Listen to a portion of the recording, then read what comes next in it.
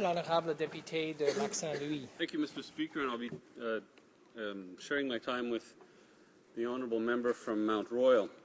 Before I begin my speech, I would just like to comment on two phrases that have repeatedly emerged from the other side of the House. And the first phrase is, "We are told, we are told, we are told." The second phrase is, "We should trust, we should trust, we should trust." Well, this is what this motion is all about, Mr. Speaker. It's to turn the "we are told" into "we are satisfied that we know," and the "we should trust" into "we can trust because we have the oversight of a body made up of people the people of Canada have voted for and sent to this House of Commons, Mr. Speaker. But there are two premises on which I think we should be debating today. The first is that Liberals have always been vigilant about the need to protect Canadian security, and any assertion to the contrary would be, in my view, disingenuous, Mr. Speaker. We are the ones who introduced anti-terrorism legislation after 9/11, and we supported recent amendments to this legislation.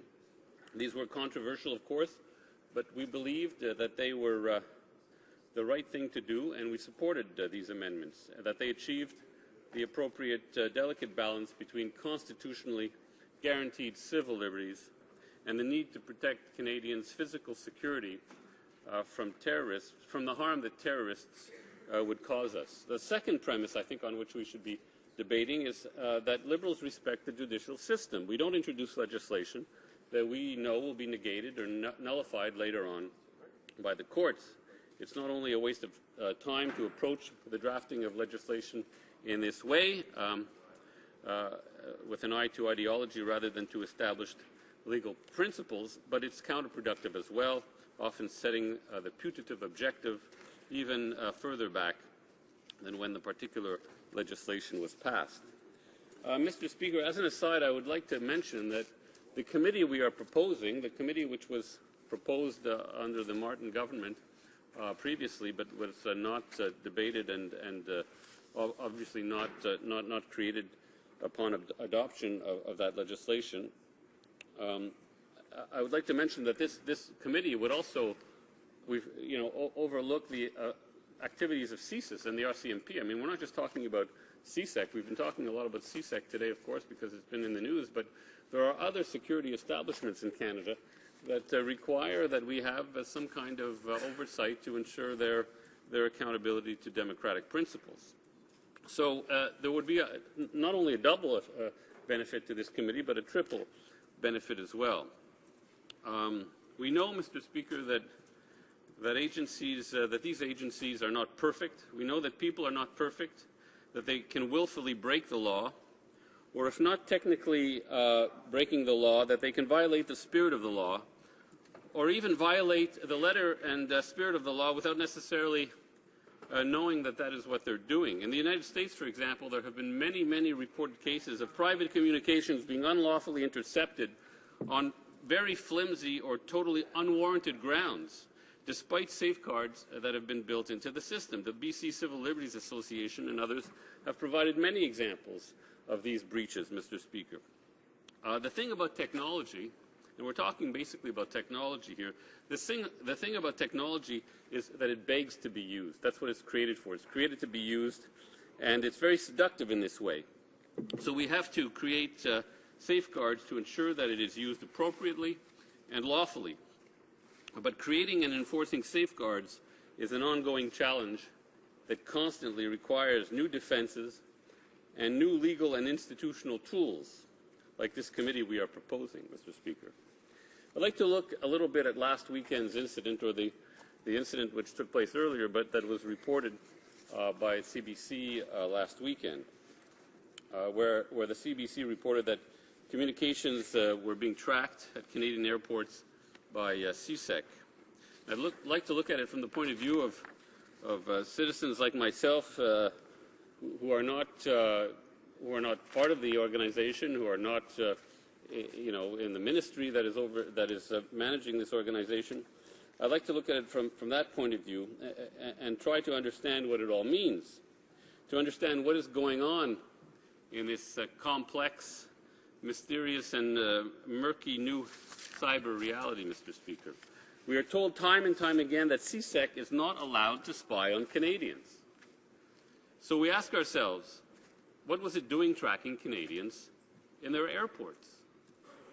The response seems to be that CSEC can track Canadians if it is tracking foreigners who just happen to be engaged in communications with Canadians. But how does CSEC know who is Canadian and who is not at a Canadian airport? Can't we assume that most are Canadian traveling to points within Canada? To that, CSEC might say that it was doing nothing more than conducting a digital traffic survey for model building purposes. Just like looking at cars passing through an intersection and observing license plates without knowing who the cars belong to. To that we might say, why are you following those cars for 2 days after they leave the intersection? CSEC might say that there is no law against that. But do we want to live in a society that follows its citizens around, whether on the ground or in cyberspace? This is not the former Soviet Union, Mr. Speaker. This is Canada. Another question is, why was CSEC doing this on Canadian soil when its mandate does not allow it to operate in Canada and to track Canadians directly? Yesterday, the answer that seemed to be offered up at the Senate committee was that this was not done on Canadian soil, but by monitoring traffic on servers located outside Canada. In other words, this traffic, which includes traffic at Canadian airports, is on the open seas, as it were. These are technicalities and loopholes that fuel Canadians' growing distrust, Mr. Speaker. We are, in essence, being told that, sorry, we should have read the fine print. And that, as in other areas, fuels resentment, bitterness, and distrust, Mr. Speaker. Now, a question I would like to ask the government is, why is it so opposed to this rather simple proposal? Other countries have mechanisms for oversight of security agencies by made up of elected representatives. General principles of democratic accountability maintain that no one can act without the authority of the people or without some kind of democratic license being granted by the people, which they will grant in exchange for accountability that prevents abuse and allows them to judge if they wish to withdraw that license later on. Mr. Speaker, there is virtually no cost to creating a National Security Committee of Parliamentarians. First of all, it would not meet every week.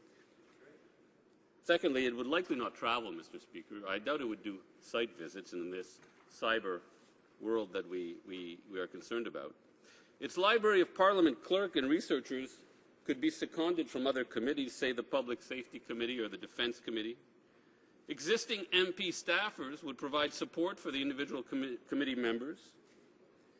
Members also would be bound by some measure of confidentiality such that the government would not need to worry about being criticized or embarrassed in question period on any given day.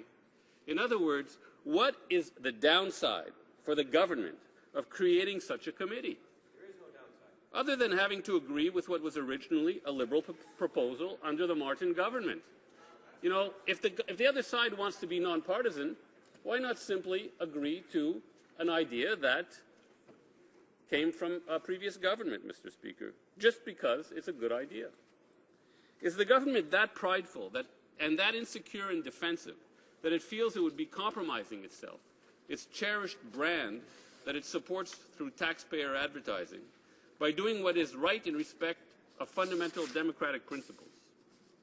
Mr. Speaker, our security depends not only on the abilities and competencies of our national security authorities, but on the cooperation and backing of the Canadian population. We are told this constantly by CSIS and others, that they need the cooperation of the people of Canada, but how are they going to maintain that cooperation if they cannot win over people's trust? Thank you, Mr. Speaker. First of all, how do we know what the culture is inside CSEC? I mean, we have no window into that organization. That is what this motion is all about, to get a window into the organization. Then we can judge what the culture is like, Mr. Speaker. Secondly, we are not fear-mongering. Canadians are very suspicious of these new technologies and their ability to track their activities, not only in terms of what CSEC or CSIS is doing, but in terms of just about any other entity or other individuals who could hack into systems and track movements of people because of some function that they've forgotten to shut down on their BlackBerry or whatever. So there is a fear out there within all people, quite frankly, about where this new technology is taking us. It's not all about CSEC, Mr. Speaker, and it's not all about CSIS.